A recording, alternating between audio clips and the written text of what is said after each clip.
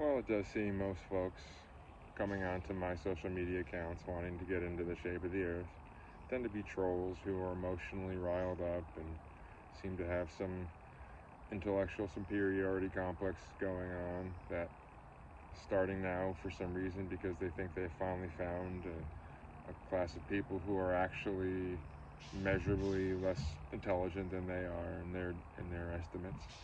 Um, there are actually quite a few people who are well aware of the shape of the earth, and quite a few of the proofs that are out there circulating the internet and making it easy for folks to understand the shape of the earth through empirical research and things like that that has been done over and over recently.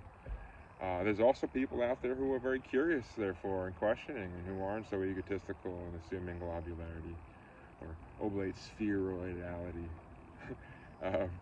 One such person I encountered on my TikTok page, my Maskless Messiah page, Basil Blush. She was wondering if the sun is indeed smaller and closer, then wouldn't it make the air warmer the higher in elevation that one traveled? Well, it seems that way. That's not actually the way it would work. And yes, the sun's rays do actually get stronger and the higher in elevation you go, and that does cause more intense sunburn actually, like in Colorado and Denver, a mile high up.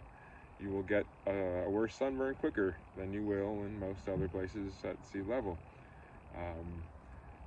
It's actually a function of the way that heat affects the air around us. I'd love to get into explaining a little more about that so that we have a better understanding. There's a relationship between air temperature and pressure that where one increases, the other increases. This has to do with the movement of the air particles the more they're excited by pressure or temperature.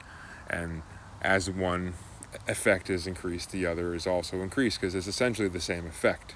Now, as all this occurs and the air pressure and temperature increases, the density of the air decreases as these molecules spread farther apart and eventually will cool off, creating different pressure systems and all the wind and everything that we have on our Earth. Additionally, the higher in elevation one goes, the lower the density of the air gets, and therefore as the molecules are farther apart because there's less pressure holding them together, they can't radiate heat the same as the air molecules can at a lower elevation. And so it will feel much cooler at a higher elevation on the same day with the same amount of sunlight because of that difference in the space between the air molecules. While most folks would say the reason why the sun's rays are more intense the higher one goes in elevation is because there's less air to filter the sun's harmful rays, this doesn't make any sense. The reason why is because the ozone doesn't start till about 6 miles above sea level, making it way too high for there to be any measurable effect in the change of that elevation affecting the way the sun's rays are hitting us when it comes to the UVB and UVC rays.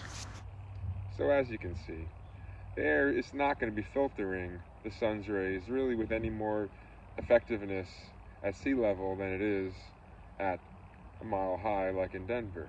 Now, if the sun were extremely distant and massive, this really wouldn't be a measurable effect to only go up a mile, but if it's small and local, you better believe it sure is.